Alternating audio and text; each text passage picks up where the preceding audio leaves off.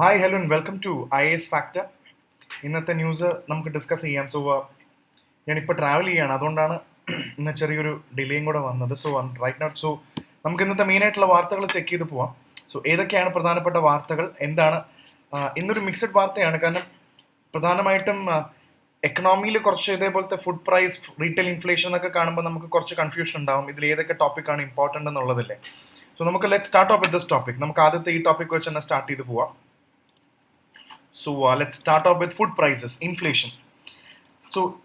ഇങ്ങനത്തെ വാർത്തകൾ കാണുന്ന സമയത്ത് ഫുഡ് പ്രൈസ് സ്പെർ ഇൻഫ്ലേഷൻ, ഇത് ഇടയ്ക്കിടയ്ക്ക് ഇങ്ങനെ കാണാൻ പറ്റുന്ന ഒരു വാർത്തയും കൂടാണ്. അപ്പോൾ നമുക്ക് ഇങ്ങനത്തെ ന്യൂസ് വരുമ്പോൾ ഏറ്റവും ഇമ്പോർട്ടൻറ്റ് നമുക്ക് മനസ്സിലാക്കേണ്ട എക്കണോമിക്സിലെ കോർ കോൺസെപ്റ്റ്സ് നമുക്ക് വളരെ നന്നായി ഇവിടെ അറിഞ്ഞിരിക്കണം.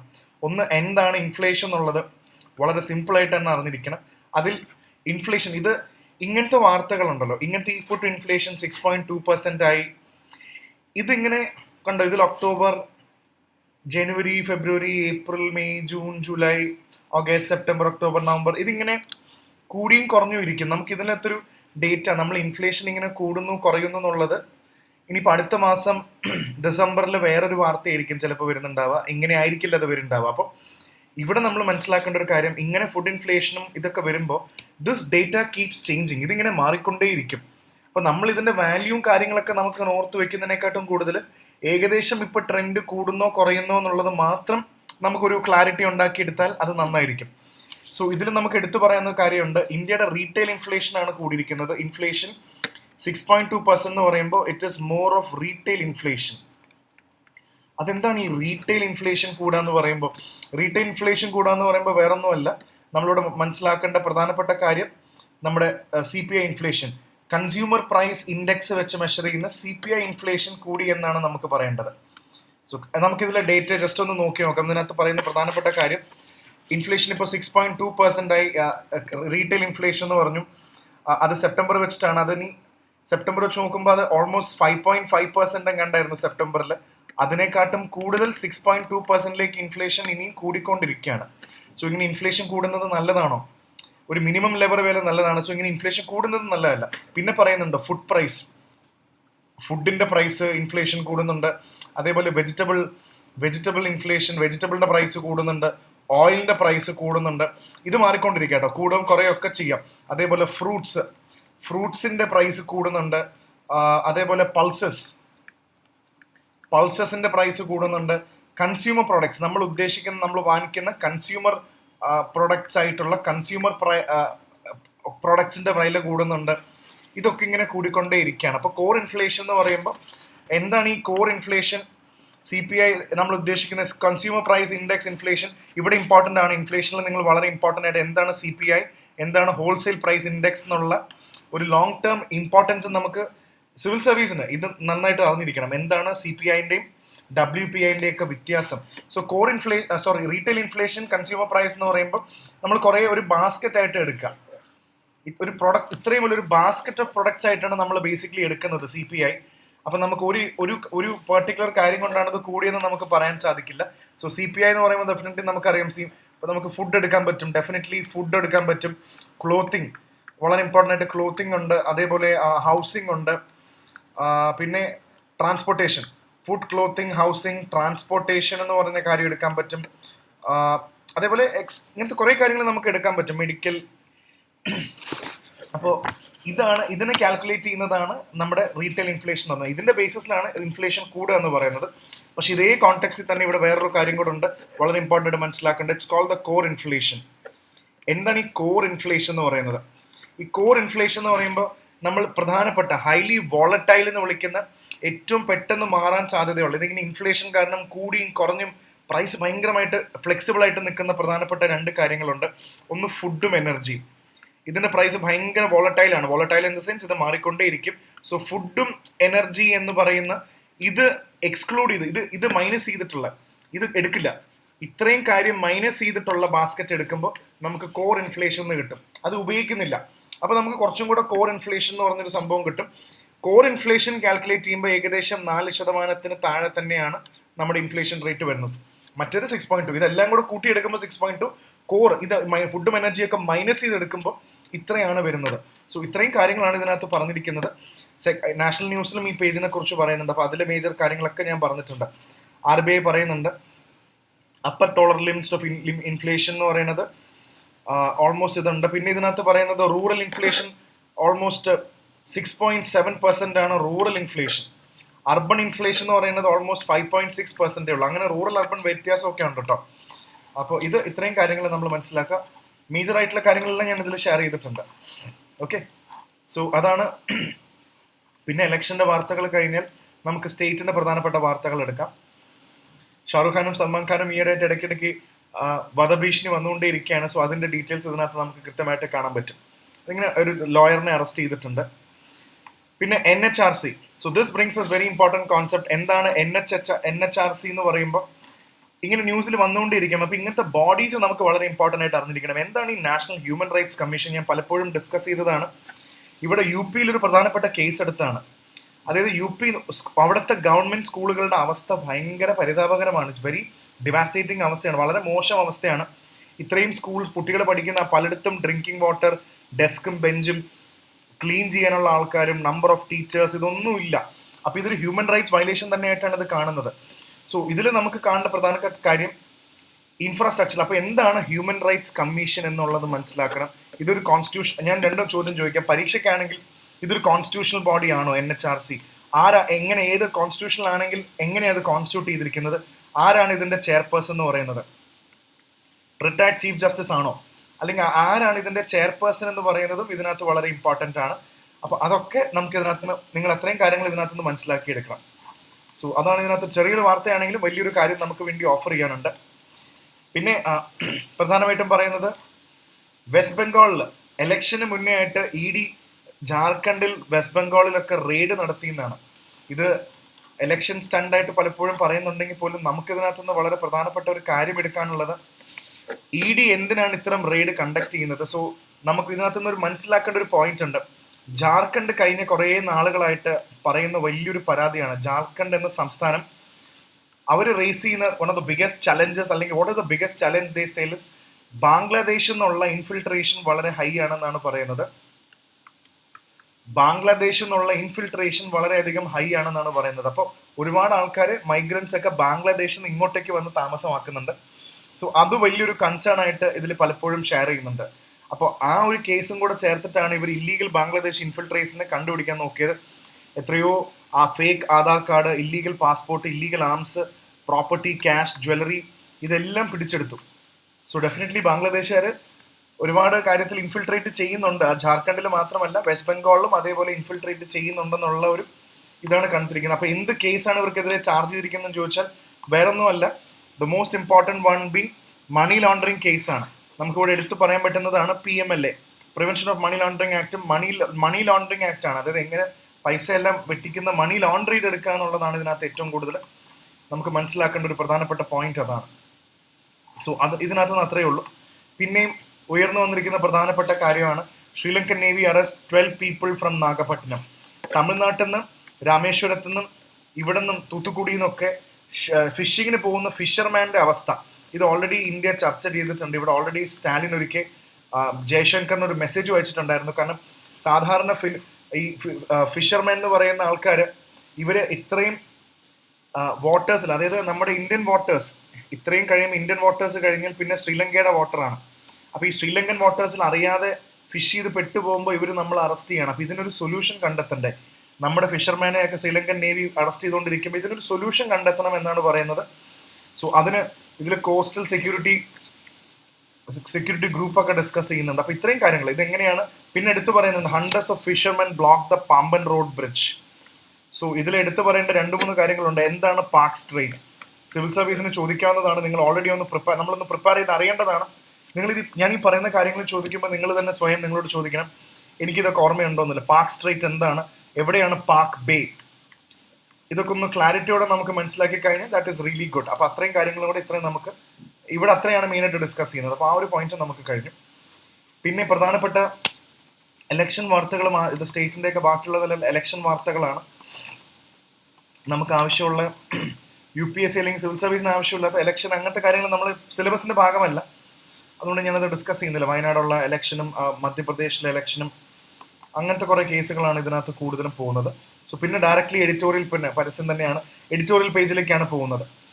ഡൽഹി എഡിഷൻ ഫോളോ ചെയ്യുന്നതുകൊണ്ടാണ് എഡിറ്റോറിയൽ പേജിലേക്ക് പോകുമ്പോൾ ഇന്ത്യയും കാനഡയും തമ്മിലുള്ള ബന്ധം, പ്രധാനപ്പെട്ട പോയിന്റുകൾ മാത്രം പറഞ്ഞു പോകാം എഡിറ്റോറിയൽസിൽ. നിങ്ങൾക്ക് ഏറ്റവും ചെറിയ എന്താണ് കാര്യമെന്ന് മനസ്സിലാക്കി പോകുന്നത്. കാനഡ ഇന്ത്യ റിലേഷനിൽ പ്രധാനപ്പെട്ട 2 ആസ്പെക്റ്റ് ആണ് ഇവിടെ ഷെയർ ചെയ്യുന്നത്. കാനഡ ഇന്ത്യയും തമ്മിലുള്ള ബന്ധം തന്നെയാണ് ഇവിടെ ഷെയർ ചെയ്യുന്നത്. വേറൊന്നുമല്ല, കാനഡ കുറച്ചും കൂടെ പ്രൊട്ടക്ഷൻ ഇന്ത്യക്കാർക്കും ഡിപ്ലോമാറ്റ്സിനും കൊടുക്കണമെന്നാണ് ഇന്ത്യ അവകാശപ്പെടുന്നത്. കാരണം നമുക്ക് തന്നെ അറിയാം, കാനഡയിൽ കഴിഞ്ഞ കുറച്ച് ദിവസം മുന്നേ കോൺസുലർ സർട്ടിഫിക്കറ്റുകൾ അല്ലെങ്കിൽ ലൈഫ് സർട്ടിഫിക്കറ്റ് ഒക്കെ ഇഷ്യൂ ചെയ്യുന്ന സമയത്ത് ഇന്ത്യൻ എംബസിയുടെ അല്ലെങ്കിൽ ഇന്ത്യയായിട്ട് ബന്ധപ്പെട്ട ഇന്ത്യയുടെ ക്യാമ്പിൽ ഒരുപാട് ഖാലിസ്ഥാനി ഗ്രൂപ്പുകൾ അറ്റാക്ക് നടത്തി. ഖാലിസ്ഥാനി അറ്റാക്ക് നടത്തിയതിന് ശേഷം പിന്നീട് ഇന്ത്യ ആ ക്യാമ്പുകളെല്ലാം ക്യാൻസൽ ചെയ്യണം. അപ്പോൾ ഓൾറെഡി ഹർദീപ് സിംഗ് നിജ്ജർ എന്ന് പറയുന്ന ആളെ, ഖാലിസ്ഥാനി ഒരു ടെററിസ്റ്റ് എന്ന് ഇന്ത്യ വിശ്വസിക്കുന്ന ആളെ ഇന്ത്യ അസാസിനേറ്റ് ചെയ്തു. ഇന്ത്യയുടെ ഏജൻസ് അവരെ കൊന്നു എന്ന് പറയുന്ന ഒരു കേസ് നിലനിൽക്കുന്നുണ്ട്. അപ്പോൾ ഈ കേസിന്റെ മുകളിലാണ് കാനഡ ഇന്ത്യനെ കുറ്റപ്പെടുത്തിക്കൊണ്ടിരിക്കുന്നത്. ഇന്ത്യ പ്രോപ്പറായിട്ട് മറ്റൊരു രാജ്യത്ത് വന്ന് അവരുടെ സോവറിനിറ്റിനെ അണ്ടർമൈൻ ചെയ്ത് ഇവിടെ കൊലപാതകം നടത്തുന്നു എന്നാണ് കാനഡ പറയുന്നത്. പക്ഷെ പിന്നീട് കാനഡയിലെ ഇന്ത്യ പറയുന്നത് എന്താ വെച്ചാൽ, കാനഡയ്ക്ക് ഇപ്പോഴും ഖാലിസ്ഥാനി ടെററിസ്റ്റുകളെ നിലയ്ക്ക് നിർത്താൻ സാധിക്കുന്നില്ല. പക്ഷെ അപ്പോഴും കാനഡ പറയുന്നുണ്ട് അത് ഞങ്ങളുടെ രാജ്യത്തിന്റെ നിയമമാണ്, ഞങ്ങളുടെ രാജ്യത്തിൽ ഇതൊക്കെ അലൗഡാണ്. ഒരു ഗ്രൂപ്പിന് ഓപ്പറേറ്റ് ചെയ്യാൻ ഞങ്ങൾക്ക് ഇപ്പോൾ ഡെഫിനറ്റ്ലി അടുത്തൊരു ചോദ്യമുണ്ട്. നിങ്ങൾ ഇത്തരം ഇന്റർനാഷണൽ റിലേഷൻസ് ഒക്കെ വരുമ്പോൾ യു ഷുഡ് ഡെഫിനറ്റ്ലി തിങ്ക്, ഇനി ഇന്ത്യയിൽ കാനഡയ്ക്ക് ഇഷ്ടമല്ലാത്തൊരു ഗ്രൂപ്പ് ഉണ്ടെന്ന് വിചാരിക്കുക. എക്സ് എന്ന് പറഞ്ഞാൽ കാനഡയ്ക്ക് ഇഷ്ടമല്ലാത്തൊരു ഗ്രൂപ്പാണ്.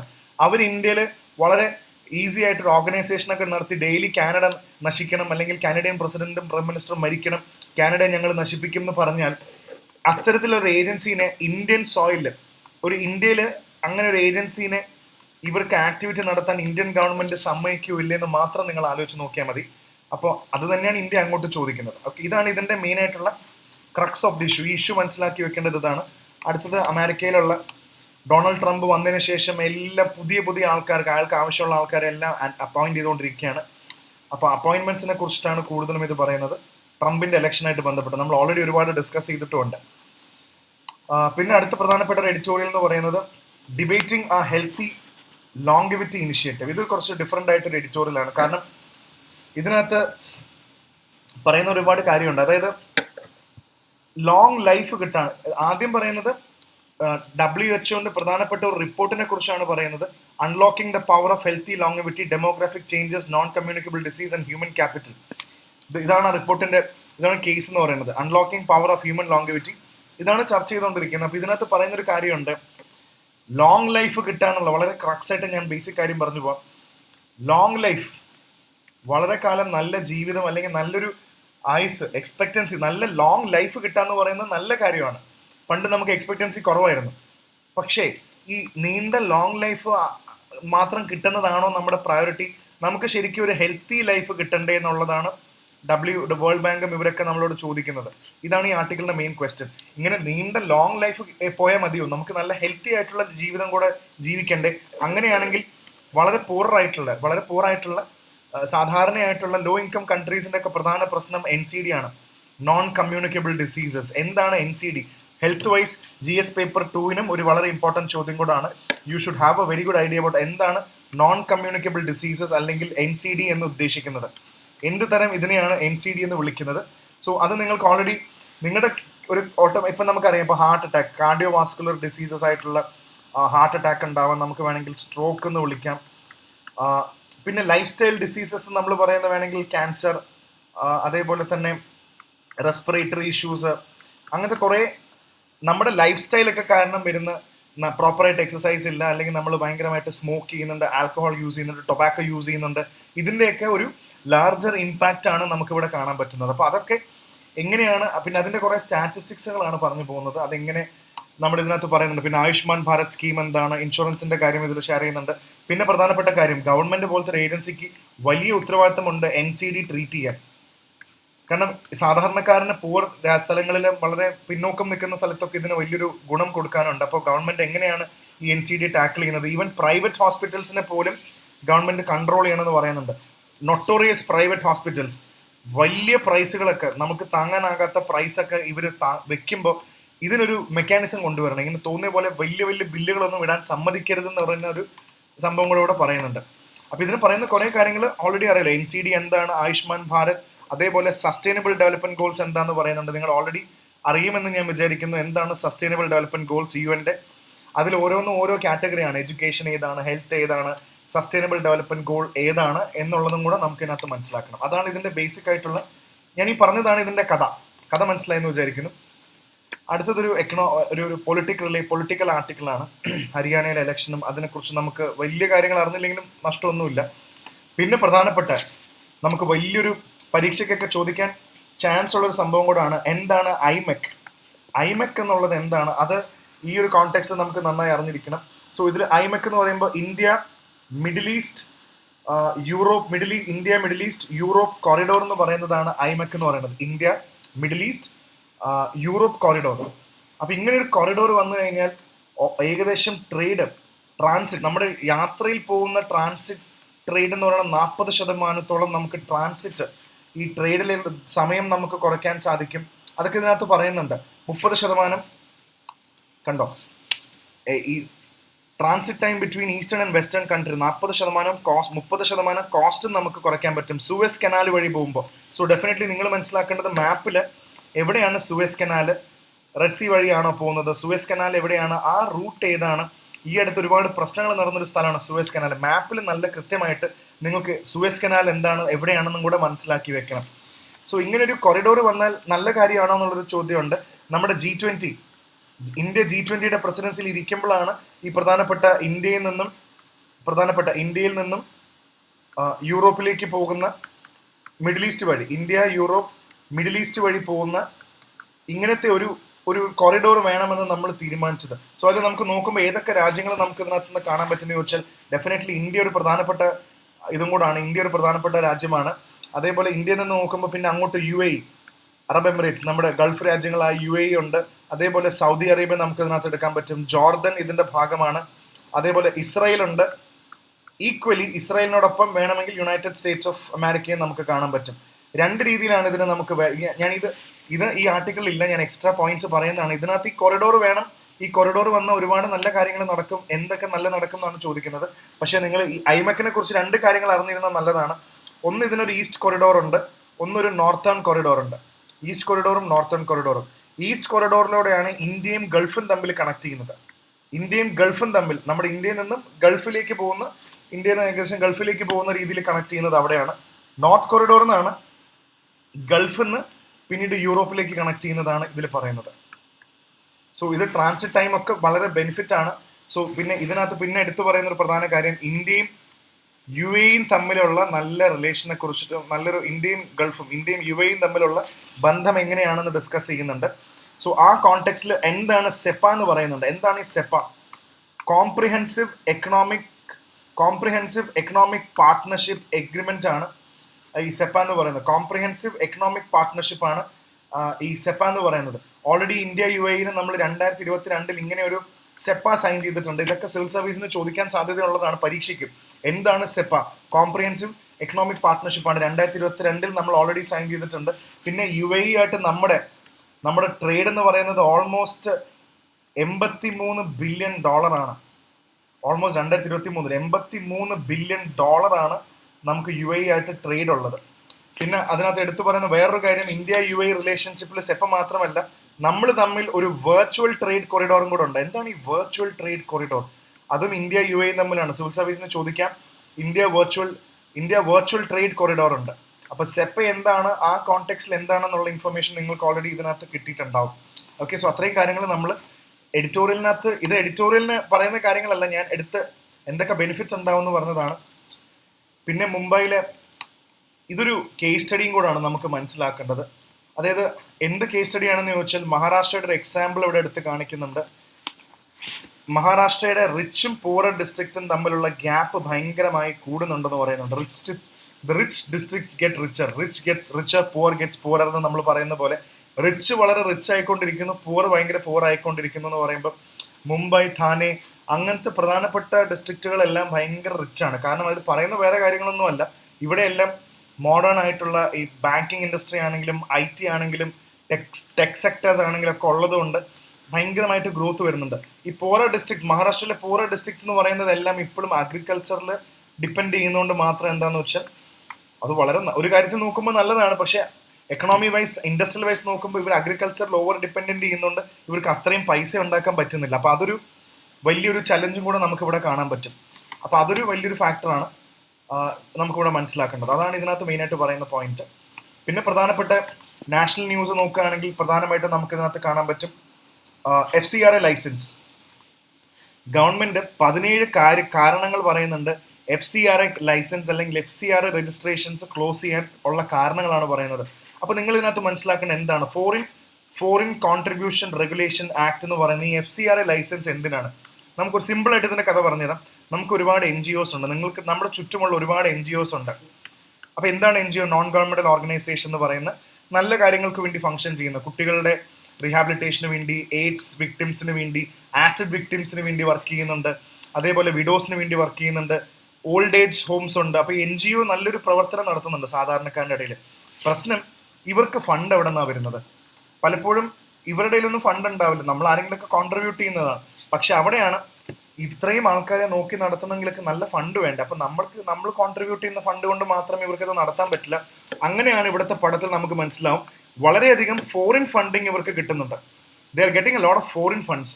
ഈ NGOയിലേക്ക് ഫോറിൻ ഫണ്ട് റീറ്റുപോയി. നല്ല കാര്യമാണ് ഇന്റർനാഷണൽ ഫണ്ടിങ് കിട്ടുന്നത്. പക്ഷേ ഈ ഫോറിൻ ഫണ്ട് പലപ്പോഴും മണി ലോണ്ടറിങ്ങിന്റെ ഭാഗമായിട്ട് കള്ളപ്പണം അല്ലെങ്കിൽ ബ്ലാക്ക് മണി, ഇല്ലീഗൽ ആയിട്ടുള്ള മണി എടുത്തിട്ട് ഈ NGOs ഈ ഫണ്ട് എടുത്തിട്ട് ഇതിന്റെ ടാർഗറ്റിന് വേണ്ടി ഒന്നും അല്ല ചെലവാക്കുന്നത്, വേറെ പല കാര്യങ്ങളിലേക്ക് ഈ ഫണ്ട് മാറ്റിയെടുക്കുന്നുണ്ട്. ഇപ്പോൾ പ്രശ്നം എല്ലാ NGOനും ഇത് എടുക്കാൻ പറ്റില്ല. FCRA ലൈസൻസ് ഉള്ള NGOന് മാത്രമേ ഇത് എടുക്കാൻ സാധിക്കുകയുള്ളൂ.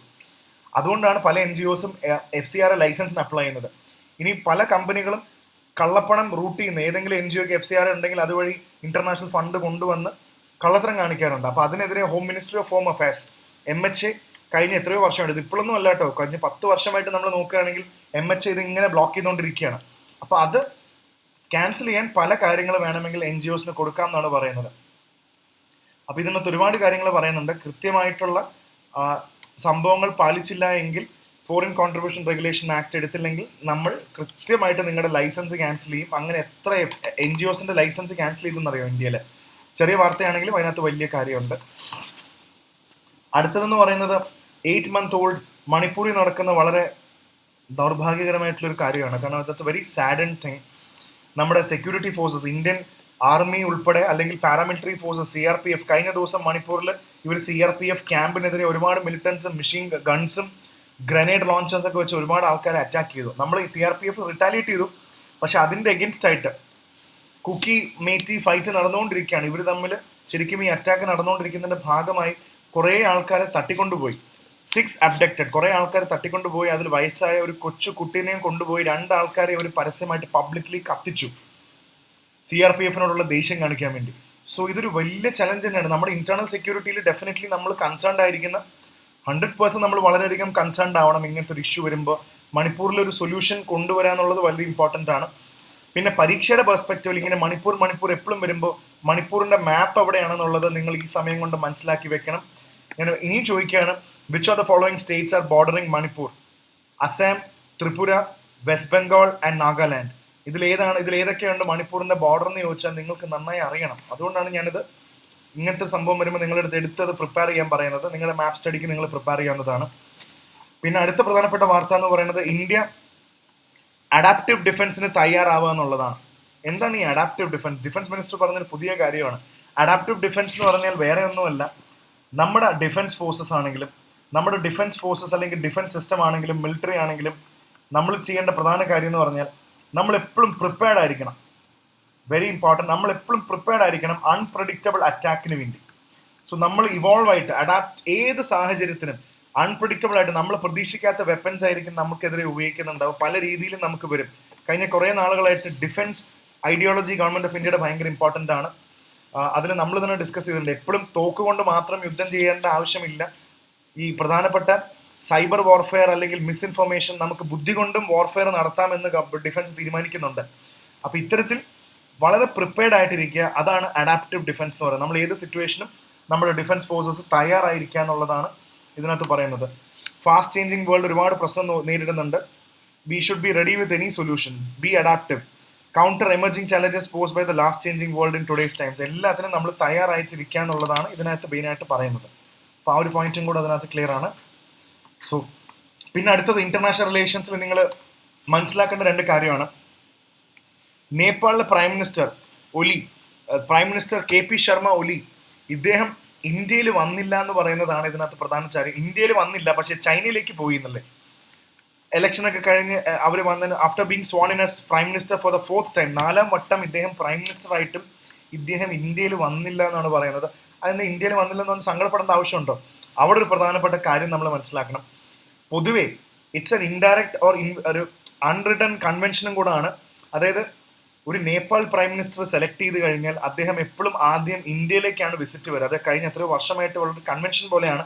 ഇപ്രാവശ്യം അയാൾ ആദ്യം ചൈനയിലേക്ക് പോവാണ്. സോ ഇത് ഒരു തരത്തിൽ ഇന്റർനാഷണൽ റിലേഷൻസിൽ ചൈന നമുക്കെതിരെ വെക്കുന്ന ഒരു സ്ട്രോങ് കൗണ്ടറാണിത്. നമ്മുടെ നെയ്ബേഴ്സ്, ഇന്ത്യയുടെ ചുറ്റുമുള്ള നെയ്ബേഴ്സിനെ എല്ലാം ഒരു ചൈനീസ് അട്രാക്ഷൻ ക്രിയേറ്റ് ചെയ്തിട്ടുണ്ട്. നേപ്പാളിന് അത്രയും ഫണ്ട് ചെയ്യുന്നുണ്ട് ചൈന, അതുകൊണ്ട് ഇന്ത്യ വന്നില്ലേ. പ്രധാന കാര്യം പറയുന്നത് എന്താണെന്ന് വെച്ചാൽ ഇന്ത്യനെ നമ്മൾ ഈ അടുത്ത് പല മീറ്റിങ്ങുകളിലും ഇന്റർനാഷണൽ മീറ്റിങ്ങിലും പ്രൈം മിനിസ്റ്റർ ഇയാളെ കണ്ടിരുന്നു. പക്ഷെ ആള് പറയുന്നത് ഇതാണ്, എന്നെ ആരും ഇൻവൈറ്റ് ചെയ്തിട്ടില്ല, ഇന്ത്യ ഇൻവൈറ്റ് ചെയ്യാതെ ഞാനിവിടെ വരില്ല. ഇത് മാത്രമല്ല, മാലദ്വീപ്സിന്റെ അവസ്ഥ അത് തന്നെയായിരുന്നു. മൊയ്സു അവിടുത്തെ പുതിയ ഹെഡ് വന്ന സമയത്ത് അവരും ഇന്ത്യയിലേക്ക് മാലദ്വീപ്സും ഇന്ത്യയിൽ വരുന്നതാണ്. അത്രയും സപ്പോർട്ട് ഇന്ത്യ ചെയ്തു കൊടുത്തതാണ്. പക്ഷെ ഇപ്രാവശ്യം തന്നെ അവർ നോ ഇന്ത്യ ഔട്ട് ക്യാമ്പയിൻ, ഇന്ത്യയുടെ സഹായം ഇല്ലാതെ ക്യാമ്പയിൻ ചെയ്തതുകൊണ്ട് അവർ ആദ്യം ടർക്കിയിലേക്കും UAE-യിലേക്കും ചൈനയിലേക്കാണ് പോയത്. ഇന്ത്യയിലേക്ക് പിന്നീടാണ് വന്നത്. പിന്നീട് ഇവിടെ വന്ന് കടം ചോദിക്കാൻ വന്നു, അത് വേറെ കാര്യം. അപ്പോൾ ഇതൊരു ഇന്റർനാഷണൽ ഷിഫ്റ്റിംഗ് പോളിറ്റിക്സ്, നമ്മുടെ നെയ്ബേഴ്സിനെ എല്ലാം ചൈന കൺട്രോൾ ചെയ്യുന്നതിന്റെ ഒരു എക്സാമ്പിളും കൂടാണ് ഞാനിവിടെ പറഞ്ഞത്. ഓക്കെ, പിന്നെ ഇതിനകത്ത് പറയേണ്ടത് ഇന്ത്യയും റഷ്യയും തമ്മിലാണ്. ഞാൻ ഇന്നലെയും ഇതിന്റെ ആർട്ടിക്കിൾസ് ഡിസ്കസ് ചെയ്തിരുന്നു. ഇന്ത്യയും റഷ്യയും നല്ല ട്രേഡ് റിലേഷൻസിലേക്കാണ് പോയിക്കൊണ്ടിരിക്കുന്നത്. അത് മാത്രമല്ല, നമ്മുടെ ട്രേഡ് ഓൾമോസ്റ്റ് ഇപ്പോൾ പറയുന്നതാണ്, നമ്മൾ അടുത്ത 2030 ഏകദേശം $100 ബില്യൺ ട്രേഡ് നമ്മൾ വേണമെന്ന് പറയുന്നുണ്ട്. പിന്നെ ഇന്നലെയും ഒരു വാർത്ത ഉണ്ടായിരുന്നു, ഇന്ത്യയും നമ്മൾ ഇന്ത്യൻ വോസ്ട്രോ അക്കൗണ്ട് എന്നൊക്കെ നമ്മൾ ഇന്നലെ ഡിസ്കസ് ചെയ്തിരുന്നു. റഷ്യ പറയാണ് ഡോളറിൽ ട്രേഡ് ചെയ്യണം, നമുക്ക് റുപ്പിയിലും റൂബിളിലും ട്രേഡ് ചെയ്യണമെന്ന് പറഞ്ഞൊരു വാർത്ത ഇതിനകത്ത് വന്നിട്ടുണ്ട്. പിന്നെ ഇതിനകത്ത് പറയുന്നത് Russia opted out of Swift system. നമ്മൾ ഇന്റർനാഷണൽ പേയ്മെന്റ് അയക്കാൻ ഉപയോഗിക്കുന്ന ഒരു സ്വിഫ്റ്റ് കോഡ്, ബാങ്കിനൊക്കെ തരുന്ന ഒരു കോഡാണ്. സ്വിഫ്റ്റ് വഴി നമുക്ക് ട്രാൻസ്ഫർ ചെയ്യാൻ പറ്റും. ഈ സ്വിഫ്റ്റിന്റെ പേയ്മെന്റ് റഷ്യ ഇതിന്ന് പുറത്ത് വരികയാണ്. സ്വിഫ്റ്റ് അവർക്ക് വേണ്ട. അവർ പറഞ്ഞ എന്തിനാണ് നമ്മൾ സ്വിഫ്റ്റ് ഒക്കെ ഉപയോഗിക്കുന്നത്, നമുക്ക് വേറെ സിസ്റ്റം ഉണ്ടായിക്കൊടുക്കില്ല, എന്തിനാണ് ഈ യൂറോപ്യൻ ആയിട്ടുള്ള മറ്റ് ഇതിലൊന്നും പേയ്മെന്റ് സിസ്റ്റം ഒന്നും നമുക്ക് വേണ്ട എന്ന് പറയുന്നുണ്ട്. അതാണ് ഇതിനകത്ത് വരുന്നത്. പിന്നെ ഇന്ത്യയും റഷ്യയും തമ്മിൽ പ്രധാനപ്പെട്ട വേറെ കാര്യങ്ങൾ വരുന്നുണ്ട്. INSTC നമ്മൾ ഇന്നലെ ഡിസ്കസ് ചെയ്തതാണ്. INSTC ചെന്നൈ വ്ളാഡിവോസ്റ്റോക്ക് കോറിഡോർ വരുന്നുണ്ട്. ചെന്നൈ വ്ളാഡിവോസ്റ്റോക്ക് കോറിഡോർ വരുന്നുണ്ട്. നോർത്തേൺ സീ റൂട്ട്, ഇതൊക്കെ അടുത്ത പ്രിലിംസിന് ഉറപ്പായിട്ട് ഇമ്പോർട്ടൻ്റ് ആണ്. എന്താണ് ഈ INSTC ഇതിനകത്ത് പറയുന്നുണ്ട്? ഇതൊക്കെ നമ്മൾ കണ്ടോ, വോസ്ട്രോ അക്കൗണ്ട്സ് നമ്മൾ പറയുന്നുണ്ട്. ബിസിനസ്സസ് ലോക്കൽ കറൻസിയിൽ കൊണ്ടുവരാൻ വോസ്ട്രോ അക്കൗണ്ട് വഴി ഉണ്ടെങ്കിൽ നമുക്ക് ഈ ഡോളർ ഒന്നും വേണ്ട, നമ്മുടെ ലോക്കൽ കറൻസി തന്നെ നമുക്ക് ചെയ്യാവുന്നതല്ലേ എന്നല്ലേ. ഈ ഇന്റർനാഷണൽ സ്വിഫ്റ്റ് പേയ്മെന്റ് സിസ്റ്റം നമുക്ക് ആവശ്യമില്ല എന്നാണ് അവർ പറയുന്നത്, റഷ്യ പറയുന്നത്. അതേപോലെ INSTC international north south transport corridor, Chennai Vladivostok corridor, northern sea route, ഈ 3 കാര്യങ്ങൾ നിങ്ങൾ ഉറപ്പായിട്ടും പഠിക്കണം. നമ്മുടെ അടുത്ത കറണ്ട് അഫയേഴ്സ് ക്ലാസ്സിൽ ഞാൻ ഇത് വളരെ കൃത്യമായിട്ട് തന്നെ ഈ കോറിഡോർ എന്താണെന്നും നോർത്തേൺ സീ റൂട്ടിന്റെ ഇമ്പോർട്ടൻസ് എന്താണെന്നും ഉറപ്പായിട്ടും ഞാൻ പ്രിപ്പയർ ചെയ്യിപ്പിക്കുന്നതാണ് നിങ്ങൾ എല്ലാവരെ കൊണ്ട്. ഓക്കെ, സോ അങ്ങനത്തെ കുറെ കാര്യങ്ങളാണ് ഇതിനകത്ത് കൂടുതലും സംസാരിച്ചു പോകുന്നത്, ഇന്ത്യ റഷ്യ റിലേഷൻഷിപ്പ്. പിന്നെ ഇതില് ഒരു കാര്യം കൂടെ ഉണ്ട്, നോർത്ത് ഈസ്റ്റിൽ ആൾക്കാർ മരിച്ചതിനെ കുറിച്ച്. നോർത്ത് ഈസ്റ്റ് എന്നും ഒരു ഡിഫിക്കൽട്ട് ഏരിയ ആണ് ഇന്ത്യക്ക്. അവിടുത്തെ ഇൻസർജൻസിയാണ് പ്രധാന കാര്യം. ഇൻസർജൻസി അവിടെയുള്ള ഒരുപാട് ഇന്റേണൽ ആയിട്ടുള്ള ക്രൈസിസുകളും അവിടെയുള്ള ടെററിസ്റ്റ് ഗ്രൂപ്പുകൾ വളരെയധികം ഇന്ത്യക്ക് പ്രശ്നങ്ങൾ ഉണ്ടാക്കുന്നുണ്ട് നോർത്ത് ഈസ്റ്റിൽ. അപ്പോൾ ഇതിൽ ഇന്ത്യ ഒരു കൃത്യം കണക്ക് പറയുന്നുണ്ട്. ഏകദേശം 82%, ഞാൻ ആ പേപ്പറും കൂടെ എടുക്കാം ഇതിനകത്ത് എഴുതാൻ വേണ്ടി. ആ സ്റ്റാറ്റിസ്റ്റിക്സ് ഒന്ന് ഓർത്തിരുന്നാൽ മതി. ഇതൊന്നും നമ്മൾ പഠിക്കുന്നത് എന്താണെന്നറിയില്ല. നമ്മൾ സിവിൽ സർവീസിന് പഠിക്കുന്ന സമയത്ത് എനിക്ക് ഒരുപാട് സന്തോഷം, നമ്മുടെ വാർത്ത കാണുന്ന ഒരുപാട് ജനറൽ ഓഡിയൻസ് ഉണ്ട്. സിവിൽ സർവീസ് ഒന്നും പഠിക്കാത്ത ആൾക്കാരും ഇത് കാണുന്നുണ്ട്. നിങ്ങൾക്കിത് ജനറലി മനസ്സിലാക്കിയാൽ മതി.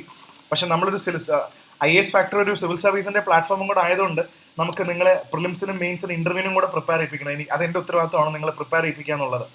അപ്പൊ ഇങ്ങനെ കുറച്ച് സ്റ്റാറ്റിസ്റ്റിക്സ് ഒക്കെ വരുമ്പോൾ നമ്മുടെ മെയിൻസിനും ഇന്റർവ്യൂവിനൊക്കെ നമുക്ക് പറയാൻ സാധിക്കും.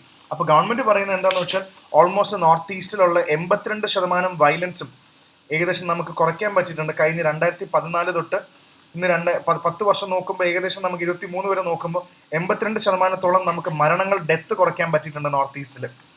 അത് പറയുന്നുണ്ട്. ഡെത്ത് എന്ന് പറയുമ്പോൾ പണ്ടെന്നൊക്കെ പറയുമ്പോൾ ഓരോ കൊല്ലം 212 ആൾക്കാരിൽ നിന്നും നമുക്കിപ്പോൾ ഏകദേശം 38 മരണങ്ങൾ വരെ നമുക്ക് കുറയ്ക്കാൻ പറ്റി, ഒരു വർഷം സംഭവിക്കുന്ന മരണങ്ങൾ. പിന്നെ അതേപോലെ തന്നെ 71% ഇൻസർജൻസി കുറഞ്ഞു എന്നാണ് പറയുന്നത്. അവിടെ ഉണ്ടായിരുന്ന റീജിയണൽ ആയിട്ടുള്ള ഗ്രൂപ്പിങ്ങൾ, അവിടുത്തെ ലോക്കൽ ഇൻസർജൻസി എന്ന് പറയുമ്പോൾ കുറേ ഗ്രൂപ്പുകളില്ലേ, അവർ അഴിച്ചുവിടുന്ന ടെററിസം 71% വരെ നമുക്ക് കുറയ്ക്കാൻ പറ്റിയെന്നാണ് പറയുന്നത്. പിന്നെ ഏകദേശം 60% നമ്മുടെ സോൾജേഴ്സ് കൊല്ലപ്പെടുന്നതും കുറഞ്ഞിട്ടുണ്ട്. പണ്ട് അത്രയും അധികം സോൾജേഴ്സ് എല്ലാവരും മരിക്കും, അപ്പോൾ 60% ആൾക്കാരും കൊല്ലപ്പെട്ടത് കുറഞ്ഞു എന്ന് പറയുന്നുണ്ട്. പക്ഷേ ഈ സ്റ്റേറ്റ്മെന്റിനെയൊക്കെ പൊളിച്ചുകൊണ്ട് ഒപ്പോസിഷൻ പറയുകയാണ് ഈ സ്റ്റേറ്റ്മെന്റ് ഒക്കെ തെറ്റാണ്. കാരണം 2023 മാത്രം ഏകദേശം 240 ആൾക്കാരാണ് നോർത്ത് ഈസ്റ്റിൽ അല്ലെങ്കിൽ നോർത്ത് ഈസ്റ്റിലൊക്കെ മണിപ്പൂരിൽ കൊല്ലപ്പെട്ടത്. അപ്പോൾ നിങ്ങൾ നോർത്ത് ഈസ്റ്റിന്റെ കണക്കെടുത്തത് ശരിയാണോ എന്നൊരു ചോദ്യം അവിടെ ചോദിക്കുന്നുണ്ട്. നമുക്ക് ഈ സ്റ്റാറ്റിസ്റ്റിക്സ് അറിഞ്ഞാൽ ഒരു കാര്യം മനസ്സിലായി, എന്തായാലും കുറച്ചൊക്കെ വ്യത്യാസം വന്നിട്ടുണ്ട്. അത്രയും മരണത്തിൽ കുറവുണ്ടെങ്കിൽ കുറച്ച് ഡിഫറൻസ് വന്നിട്ടുണ്ട്. പിന്നെ പ്രധാനപ്പെട്ട ഒരു ഡിഫൻസ് വാർത്തയാണ്. ഇതിന് നമ്മൾ എടുത്തു പറയേണ്ടത് DRDO carry long range cruise missile. കണ്ടോ, ഈ പടത്തിൽ നിങ്ങൾക്ക് കാണാൻ പറ്റും എന്താണ് ഈ ക്രൂസ് മിസൈൽ എന്നില്ല. ഇതേപോലത്തെ വലിയ ഇതിനകത്തുനിന്ന് നമ്മുടെ എനിമി കൺട്രീനെ ടാർഗറ്റ് ചെയ്ത് ഏകദേശം 1000 കിലോമീറ്ററിന് മുകളിൽ റേഞ്ച് ഉള്ള മിസൈൽസ് ആണിത്. അപ്പോൾ ഇതിൽ ഇപ്രാവശ്യം പുതിയതായിട്ട് പരീക്ഷ വേറെ ഒന്നുമല്ല, ഇറ്റ്സ് കോൾഡ് LRLACM. ഡിഫൻസിൽ ഇങ്ങനത്തെ കുറേ കാര്യങ്ങൾ വരും. സോ വേറെ ഒന്നുമല്ല, long range land attack cruise missile 1000 kilometre ഉണ്ട്. നമ്മുടെ നിർഭയ് മിസൈലിന്റെ വേറൊരു ഫീച്ചറാണ്. നിർഭയ് എന്ന് പറയുന്ന മിസൈലിന്റെ വേറൊരു ഫീച്ചറും കൂടാണ് ഈ പറയുന്ന ഇതെന്ന് പറയുന്നത്. So defence acquisition council approve ചെയ്തിട്ടുണ്ട്. ഞാൻ കഴിഞ്ഞ കറണ്ട് അഫയേഴ്സ് ക്ലാസ്സിൽ നമ്മൾ വളരെ ഡീറ്റെയിൽ ആയിട്ട് തന്നെ എന്താണ് ഡിഫൻസ് ഡാക്ക് എന്ന് നമ്മൾ പറഞ്ഞു കഴിഞ്ഞു. ഇങ്ങനെ ന്യൂസിൽ എന്നും വരും. അപ്പോൾ LRLACM 1000 കിലോമീറ്റർ പോലെ ഇങ്ങനത്തെ പടം നോക്കിയാൽ മതി, ഇങ്ങനെ പോകുന്ന മിസൈലാണ്. 1000 കിലോമീറ്റർ ടെറിട്ടറിയിൽ പോയി സ്ട്രൈക്ക് ചെയ്യാനുള്ള കപ്പാസിറ്റിയാണ്. സോ ഇത് അമേരിക്കയുടെ വെരി ഇമ്പോർട്ടൻറ്റ് പരീക്ഷയ്ക്ക് ചോദിക്കാവുന്നതാണ്. US-ന്റെ കയ്യിൽ ടോം ഹോക്ക് മിസൈൽ ഉണ്ട്. US-ന്റെ ടോം ഹോക്ക് മിസൈൽ പോലത്തെ മിസൈലാണ് നമ്മുടെ LRLACM എന്ന് പറയുന്ന long range missile. Okay, so അതൊരു പ്രധാന വാർത്ത ഇവിടെ ഡിഫൻസ് എന്ന് വരുന്നുണ്ട്. So please remember that. So പിന്നെ അടുത്ത പ്രധാനപ്പെട്ട ഇലക്ഷൻ്റെ വാർത്തയാണ്. ഇത് ഇലക്ഷൻ ന്യൂസ് ആണ്. പിന്നെ ഇമ്പോർട്ടൻ്റ് ആയിട്ടുള്ളത് വേറൊരു കാര്യം കൂടാണ്. വെറ്ററൻ ആക്ടർ, ഒരു ബംഗാളി ആക്ടർ 85 വയസ്സിൽ മരിച്ചുപോയി. അദ്ദേഹം ഒരു ഭയങ്കര ഫേമസ് ആക്ടറും കൂടാണ് കേട്ടോ, ഒരു തിയേറ്റർ ആക്ടറും കൂടാണ്, മനോജ് മിത്ര എന്ന് പറയുന്നത്. അദ്ദേഹം ഒരുപാട് UPSCക്ക് ഇങ്ങനത്തെ ക്വസ്റ്റ്യൻ വരാറില്ല, ഞാൻ എടുത്ത് പറഞ്ഞതേ ഉള്ളൂ. അദ്ദേഹത്തിന്റെ തപ്പൻ സിനിമ, ഒരുപാട് സിനിമ, സത്യജിത് റേ ക്ലാസിക്സിന്റെ ഒക്കെ ഒരു ഫേമസ് ഒരു ആക്ടറാണ് അദ്ദേഹം. ഘരേ ഭൈരേ ആൻഡ് ഗണശത്രു എന്ന് പറഞ്ഞ 80ഓളം സിനിമയിലും മറ്റേ ഇതിൽ അത് സത്യജിത് റേയുടെ പ്രധാനപ്പെട്ട വർക്കും കൂടാണ്. സോ മനോജ് മിത്ര എന്ന് പറഞ്ഞ ഒരാൾ പാസ് അവേ. പിന്നെ this is a very heartening news from women empowerment concept. CISF-ന്റെ central industrial security force, very important. അപ്പോൾ എന്താണ് CISF? നമ്മൾ പാരാമിലിറ്ററി ഫോഴ്സസ്, CAPF-ന്റെ UPSCയുടെ പരീക്ഷ ചെയ്താൽ തന്നെ നമുക്ക് CISF-ഉം BSF, CRPF, ITBP അതേപോലെ സഹസ്ത്ര സീമാ ബല്ലിലൊക്കെ നമുക്ക് ജോയിൻ ചെയ്യാൻ പറ്റും ഡെപ്യൂട്ടി കമാൻഡന്റ് ആയിട്ട്. സോ ഈ CISF-ന്റെ ഇതിൽ ഏകദേശം CISF എന്താണ്, നമ്മുടെ പ്രധാനപ്പെട്ട ഇൻഡസ്ട്രിയൽ സിറ്റി, ഗവൺമെന്റിന്റെ ഇൻസ്റ്റിറ്റ്യൂഷൻസ്, എയർപോർട്ട്, അങ്ങനത്തെ വളരെ ഇമ്പോർട്ടൻ്റ് ആയിട്ടുള്ള നമ്മുടെ ഇന്ത്യയുടെ അസറ്റ് എന്ന് വിശ്വസിക്കപ്പെടുന്ന ഇൻസ്റ്റിറ്റ്യൂഷനിലൊക്കെ ഇവരാണ് സെക്യൂരിറ്റി തരുന്നത്. അതിൻ്റെ അർത്ഥം ഇത് മാത്രമല്ല അവരുടെ ജോലി, എമർജൻസിയിൽ ഇവരെന്തിനും തയ്യാറാക്കിയിട്ടുണ്ട്. അപ്പം അങ്ങനെ വരുന്നതിൽ ഏകദേശം ഒരു ഫസ്റ്റ് ഓൾ വിമൻ ബറ്റാലിയൻ വരാൻ പോകുന്ന CISF-ന്. സോ അതിൽ ഏകദേശം നിയർലി 1000 ആൾക്കാരുണ്ടാവും. At present 7% of CISF personnel are women. ഇപ്പൊ CISF-ന്റെ ഏകദേശം 7% ഓഫീസേഴ്സ് എന്ന് പറയുന്നത്, സ്റ്റാഫ് എന്ന് പറയുന്നതും സോൾജേഴ്സ്, നമ്മുടെ ഇതിലുള്ള കമാൻഡ് ഓഫീസേഴ്സ് എല്ലാം, സോൾജേഴ്സ് എല്ലാവരും 7% ഉണ്ട്. ഓൾ വിമൻ ബറ്റാലിയൻ വരാൻ പോകുന്ന CISF. അപ്പൊ ഇതിൽ നിങ്ങൾ ഓർത്തിരിക്കണം CISF-ന്റെ ഡ്യൂട്ടി എന്താണെന്നും കൂടെ ഒന്ന് അറിഞ്ഞിരിക്കണം. അതാണ് ഞാൻ പറഞ്ഞു, ഇൻഡസ്ട്രീസും ഈ പറയുന്ന പോലെ ഫേമസ് ആയിട്ടുള്ള ഗവൺമെന്റ് ഓഫ് ഇന്ത്യയുടെ ഇൻസ്റ്റിറ്റ്യൂഷൻസ് ഒക്കെ പ്രൊട്ടക്ട് ചെയ്യുന്നതാണ്, എയർപോർട്ട് ഉൾപ്പെടെ. ദേ ആർ സ്റ്റാൻഡ് ബൈ, എന്തിനും സ്റ്റാൻഡ് ബൈ ആണ് അവർ. അതും കൂടെ നമുക്ക് മനസ്സിലാക്കി വെക്കാം. പിന്നെ പ്രധാനമായിട്ട് നമ്മൾ നോക്കേണ്ടത്, ഈ ആർട്ടിക്കിള് ഞാൻ കുറേ നമ്മൾ ഡിസ്കസ് ചെയ്തതാണ് നമ്മുടെ കറണ്ട് അഫയേഴ്സ് ക്ലാസ്. ഞാൻ നമ്മുടെ ആപ്പിൽ പോയി കഴിഞ്ഞാൽ നിങ്ങൾക്ക് തന്നെ, ഇപ്പോൾ നമ്മുടെ കറണ്ട് അഫയേഴ്സ് ക്ലാസ് 9 ആണ് കഴിഞ്ഞത്. നമ്മുടെ കറണ്ട് അഫയേഴ്സ് ക്ലാസ് 7-ൽ ഞാൻ വളരെ ഡീറ്റെയിൽഡ് ആയിട്ട് IAS Factor ആപ്പിൽ പോയി കറണ്ട് അഫയേഴ്സ് ക്ലിക്ക് ചെയ്താൽ മതി. 2025 UPSCയിൽ 7ാമത്തെ ക്ലാസ്സിൽ ഓൾമോസ്റ്റ് ഇതെല്ലാം ഡിസ്കസ് ചെയ്തിട്ടുണ്ട്. So COP clears carbon credit, conference of party scope എന്ന് വിചാരിക്കുന്ന അതാണ്. ബക്കു എവിടെയാണ്? അസർബൈജാനിൽ. അപ്പോൾ ഇതിനകത്ത് നമുക്ക് മനസ്സിലാക്കേണ്ട കാര്യം, ഈ മീറ്റിംഗ് കഴിഞ്ഞപ്പോഴും എല്ലാവരും ചർച്ച ചെയ്യുന്നത് പ്രധാനമായിട്ടും എങ്ങനെ ക്ലൈമറ്റ് ചേഞ്ചിനെ ടാക്കിൾ ചെയ്യാന്നുള്ളതാണ്. അതിൽ പ്രധാനപ്പെട്ട ഒരു പങ്ക് വഹിക്കുന്ന ഒരു സിസ്റ്റമാണ് കാർബൺ ട്രേഡിംഗ്, കാർബൺ മാർക്കറ്റ്. ഞാൻ ഓൾറെഡി ഒരുപാട് ഇതിനെക്കുറിച്ച് ഡിസ്കസ് ചെയ്തിട്ടുണ്ട്. ഏതാണ്ട് 1 മണിക്കൂർ മുകളിൽ ഇത് തന്നെ പഠിപ്പിച്ചത്. കാർബൺ ട്രേഡിംഗ് എന്താ, കാർബൺ ഓഫ്സെറ്റിംഗ് എന്താണ്, എങ്ങനെയാണ് 2 രാജ്യങ്ങൾ കാർബൺ ട്രേഡ് ചെയ്യേണ്ടത്, അങ്ങനെ വരുമ്പോൾ എന്തൊക്കെ മാർക്കറ്റ് ഉണ്ട്, വോളണ്ടറി കാർബൺ മാർക്കറ്റ് ഉണ്ട്, കോംപ്ലയൻസ് കാർബൺ മാർക്കറ്റ് ഉണ്ട്, ഇതൊക്കെ എങ്ങനെയാണ് ഫംഗ്ഷൻ ചെയ്യുന്നത്, എങ്ങനെയാണ് കാർബൺ ട്രേഡിംഗ് അല്ലെങ്കിൽ കാർബൺ ക്രെഡിറ്റ് നമുക്ക് എങ്ങനെ എടുക്കാം, അങ്ങനത്തെ കാര്യങ്ങളെല്ലാം ഇതിൽ ഡിസ്കസ് ചെയ്യുന്നുണ്ട്. പിന്നെ അതേപോലെ തന്നെ article 6 of Paris agreement, Kyoto പ്രോട്ടോക്കോളിനെ കുറിച്ചും പറയുന്നുണ്ട്. അതെ, ക്യോട്ടോ പ്രോട്ടോക്കോളിനെ കുറിച്ചും പറഞ്ഞു. ആർട്ടിക്കിൾ 6 ഓഫ് പാരീസ് എഗ്രിമെന്റ് ഇങ്ങനെ കാർബൺ ക്രെഡിറ്റോടെ ട്രേഡ് ചെയ്യണം എന്ന് പറയുന്ന ആർട്ടിക്കിൾ 6 അത് പറയുന്നുണ്ട്. നല്ലൊരു കാർബൺ മാർക്കറ്റ് വേണം എന്ന് പറയുന്ന ഒരു സംഭവം അവിടെ ഓൾറെഡി അങ്ങനെ ഒരു സംഭവം വരുന്നുണ്ട്. ഓക്കെ, സോ പിന്നെ ഇതിനകത്ത് എടുത്തു പറയുന്നത് വേറെ കാര്യങ്ങളുണ്ട്. Article 6 in Paris agreement subsection countries can bilaterally trade carbon among themselves. അപ്പൊ എങ്ങനെയാണ് കാർബൺ ട്രേഡ് ചെയ്യേണ്ടതെന്നുള്ളത് അത് ഓൾറെഡി പഠിപ്പിച്ചിട്ടുള്ളതുകൊണ്ട് ഞാൻ അതിലേക്ക് കിടക്കുന്നില്ല. പിന്നെ എടുത്തു പറയുന്നത് ഇപ്പോൾ ബക്കൂല് നടക്കുന്ന പ്രധാന കോൺഫറൻസ് ഓഫ് പാർട്ടി കഴിഞ്ഞാലും ഇനി അടുത്ത പരീക്ഷയ്ക്ക് ഏറ്റവും കൂടുതൽ ചർച്ച ചെയ്യാൻ പോകുന്നത് NCQG ആണ്. അതും കുറെ ദിവസമായിട്ട് ഞാൻ പറയുന്നുണ്ട്. നിങ്ങൾക്ക് കൃത്യമായിട്ട് എന്താണ് NCQG എന്ന് അറിഞ്ഞിരിക്കണം. ന്യൂ കളക്റ്റീവ് ക്വാണ്ടിഫൈഡ് ഗോൾ എന്നാണ് ഇതിന്റെ അർത്ഥം. അതായത് വേറൊന്നുമല്ല, NCQG എന്ന് ഉദ്ദേശിക്കുന്നത് ഡെവലപ്പിംഗ് കൺട്രീസും രണ്ടും ഉണ്ട്. അപ്പോൾ ആരാണ് ക്ലൈമറ്റിനെ പൊല്യൂട്ട് ചെയ്യുന്നത്?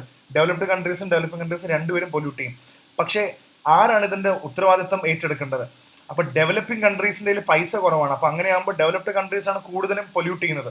അങ്ങനെയാണെങ്കിൽ അവരൊരു നിശ്ചിത ഫണ്ട് ഡെവലപ്പിംഗ് കൺട്രീസിന് ക്ലൈമറ്റ് ചേഞ്ചിനും കൺട്രോൾ ചെയ്യാൻ വേണ്ടി കൊടുക്കട്ടെ. ഏകദേശം $100 ബില്യൺ ഒക്കെ പറഞ്ഞിരുന്നതാണ് 2020 ഈ അടുത്ത്, പക്ഷെ അത് നടന്നില്ല. ഇനി അടുത്ത 2029 അതിന് മുന്നേ എങ്കിലും നമുക്ക് ഇത്രയും വലിയ ഫണ്ട് ശേഖരിച്ച് ക്ലൈമറ്റ് ചേഞ്ച് കൺട്രോൾ ചെയ്യണം എന്ന് പറയുന്ന ഒരു ആർട്ടിക്കിളും കൂടാണ്. പിന്നെ ടെമ്പറേച്ചർ റൈസ് 1.5 ഡിഗ്രീനെ കൂടുതൽ കൂടുന്നുണ്ട്. ഇത് വലിയൊരു അലാമിംഗ് സിറ്റുവേഷനിലാണ്. രാജ്യങ്ങളെല്ലാം ഒരുമിച്ച് നിൽക്കണം എന്ന് പറയുന്ന ഒരു കാര്യമാണ്. അപ്പോൾ NCQG ഉറപ്പായിട്ടും. പിന്നെ NDC എന്താന്ന് പറഞ്ഞിരുന്നു, നാഷണൽ ഡിറ്റർമൈൻഡ് കോൺട്രിബ്യൂഷൻ. ഇന്ത്യയുടെ NDC എന്താണ്?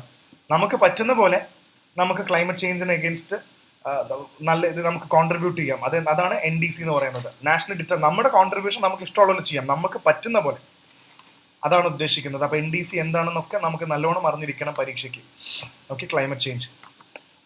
പിന്നെ അടുത്തത് ഗ്ലോബൽ ക്ലൈമറ്റ് ചേഞ്ചിനെ കുറിച്ച് ഈ ഒരു റിപ്പോർട്ട് പറയുന്നതാണ്.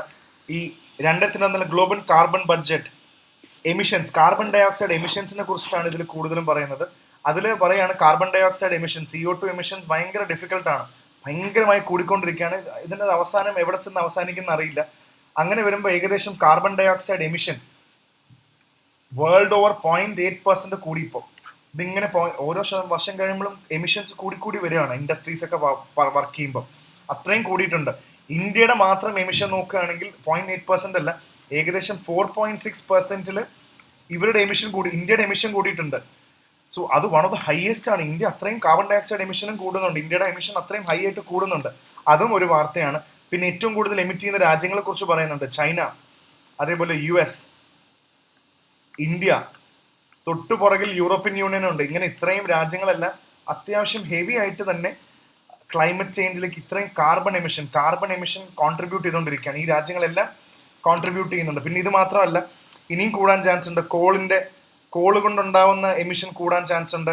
അതേപോലെ കോള് മാത്രമല്ല, ഓയിലിന്റെ ഇത് കൂടാൻ ചാൻസ് ഉണ്ട്. നാച്ചുറൽ ഗ്യാസിന് വേണ്ടിയുള്ള എമിഷൻ, ഇത് കാരണമുള്ള എമിഷൻ കൂടാൻ ചാൻസ് ഉണ്ട്. എന്തായാലും എമിഷൻസ് കൂടിക്കൊണ്ടേ ഇരിക്കുകയാണ്. അപ്പൊ ഇതാണ് ഇതിനകത്ത് പ്രധാനമായിട്ടും പറയുന്നത്. സോ ഇതിൽ വേറെ രാജ്യങ്ങളുടെ ഇതൊക്കെ പറയുന്നുണ്ട്. China 31%, USA 13%, India 8%, European union 7%. നമ്മളിപ്പോൾ ഡിസ്കസ് ചെയ്തത്. These 4 regions account for 59% of global fossil fuel emissions. നമ്മൾ ഇന്ന് ഡിസ്കസ് ചെയ്ത India, China, US, European union മാത്രം ഏകദേശം 59 എന്ന് പറയുമ്പോൾ 60% എമിഷൻസ് ഇവിടെ നിന്ന് തന്നെയാണ് പോകുന്നത്. അത്രയും ഹൈ ആയിട്ട് ഇവിടെ നിന്ന് എമിഷൻസ് ഉണ്ട്. ഗ്ലോബൽ കാർബൺ ബഡ്ജറ്റിംഗ് ആണ് GCB എന്ന് പറയുന്നത്. ഇവരാണത് പുറത്തുവിടുന്നത്. അപ്പൊ ഇത്രയും സ്റ്റാറ്റിസ്റ്റിക്സ്, ഈ സ്റ്റാറ്റിസ്റ്റിക്സ് എന്തിനു ഉപകരിക്കും? നിങ്ങൾ പ്രിലിംസിന് ചിലപ്പോൾ ചോദിക്കാം ഓപ്ഷനായിട്ടും. പക്ഷേ ഈ സ്റ്റാറ്റിസ്റ്റിക്സ് നമുക്ക് മെയിൻസിന്റെ ആൻസർ എഴുതുന്ന സമയത്ത് എവിടെയെങ്കിലും നിങ്ങൾക്ക് കോട്ട് ചെയ്യാൻ പറ്റുന്ന കുറെ കാര്യങ്ങളാണ്. ഇന്ത്യയുടെ എമിഷൻ, ഇന്ത്യ എത്ര ശതമാനം എമിറ്റ് ചെയ്യുന്നു, ഇന്റർവ്യൂവിലും ചോദിച്ചാൽ, സിവിൽ സർവീസിന് ചോദിച്ചാൽ നമുക്ക് ഇതിനെക്കുറിച്ച് നന്നായി പറയാൻ സാധിക്കണം.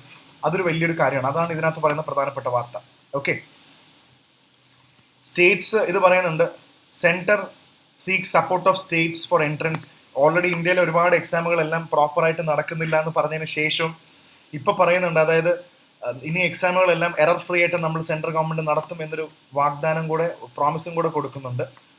പിന്നെ ഇത് സുപ്രീം കോടതിയിൽ പുതിയ ചീഫ് ജസ്റ്റിസ് വന്നപ്പോൾ പുതിയൊരു നയമാണ്. അതായത് ലോയേഴ്സിനോട് പറയാണ് ഓറൽ മെൻഷനിങ് ചെയ്യരുത് എന്ന് പറയുന്നത്.